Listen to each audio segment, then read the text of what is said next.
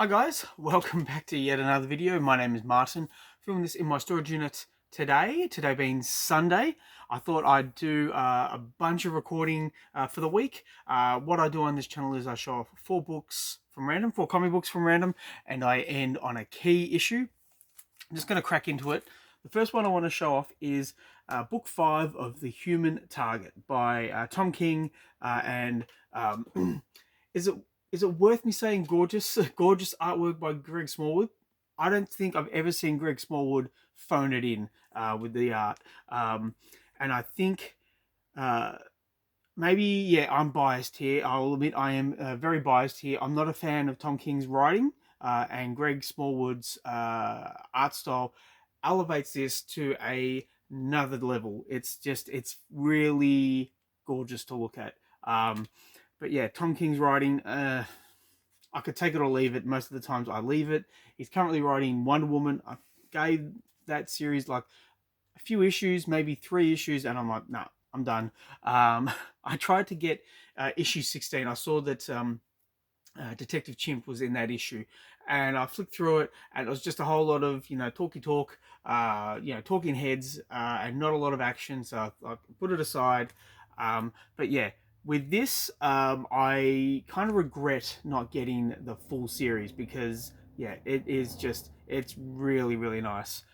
So yeah, that's book 5 of the Human Target. The next up we have Superman issue 205 by Brian Azzarello and Jim Lee and Scott Williams, with this iconic Superman cover where he's catching all the missiles and all the bullets. It looks great. The story, I don't want to speak ill of Brian Azzarello because he does some really good work, but the story is somewhat forgettable, and I think that is in line with the Hush storyline.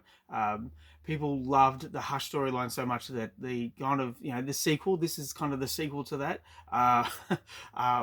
They had a lot of no, not a lot of. They had big shoes to fill, and I don't think they kind of got it over the mark. Like visually, it looked really good. If you were reading Superman at the time, which I was, it was a high point in the series. But yeah, kind of forgettable in terms of the story, but very nice to look at. Next up is issue 70 of Submariner rather, the Savage Submariner, issue 70 by Marv Wolfman and George Tusker and Vince Colletta on inks. Had to rack the old brain on that one. Yeah, again, beautiful to look at. George Tusker, he's kind of like, I don't want to say the forgotten artist for Marvel, but he delivered some really nice pages, and he certainly has his fans. And this book is beautiful to look at. It's in really nice condition. It was near the end of the run. There's still a few issues that I'm still trying to find. I still want to get. I think it's issue 19, which is the first appearance of Stingray. If I can find that for a nice price, I'll pick it up. But yeah, it seems to be, which is ironic for some. The issue 19 seems to be my white whale. I spoke recently about white whale issues in your collection. What is your white whale? And yeah, issue 19 of this series, the first appearance of Stingray, that is currently my white whale. Yeah, every time I read this series, I am enthralled. It's a fun read. It's a cracking read, and yeah, that's all I can really say about it. Now, the key issue, excuse me, the key issue for this video, the one you've been waiting for, it's this. Now, I don't get this. I don't get why this is such a big key, and it seems to be a mixture of a big key and a joke. I just don't get it.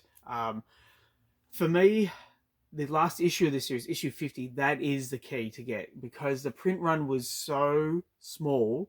I cannot find issue 50 for a decent price. I've gotten up to issue 48. I found issue 48 about a month ago. and yeah, bought it and read it and enjoyed it. But yeah, the first appearance of Darkhawk, I don't know. It shouldn't be a massive key. It shouldn't be a massive cost to you. You should be able to get this for a relatively good price. I would say, excuse me, I would say $5 at the most, $10. But I've seen this sucker selling for like $100. It's crazy. I think people are just trying to get in on spec and FOMO and trying to push that in order to get a little bit more coin for their Darkhawks #1. I do know of a local guy that, I mean, look, Ravage 2099 #1. I've got a fair chunk of them, and there's a guy who has Darkhawk #1. He has a box full of these books, and when I mean a box, I mean not like a comic book box, but like a full plastic tub full of Darkhawk #1.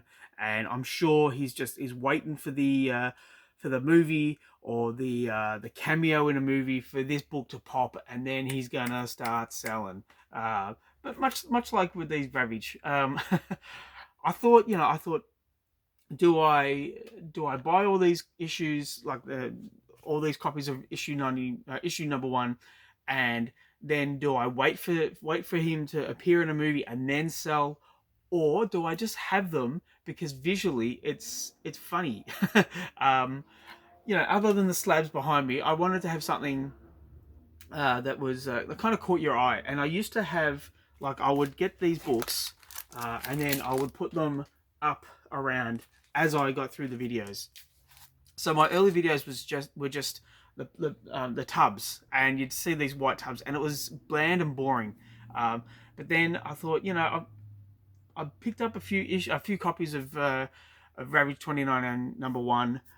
Why not use them to an effect? And that's kind of the purpose for this this collection. But anyway, I'm going on a bit of a rant. That's what I do. I hope you enjoyed the video. Please let me know what you think in the comments down below. Please like and subscribe if you wish to. I'd really appreciate it.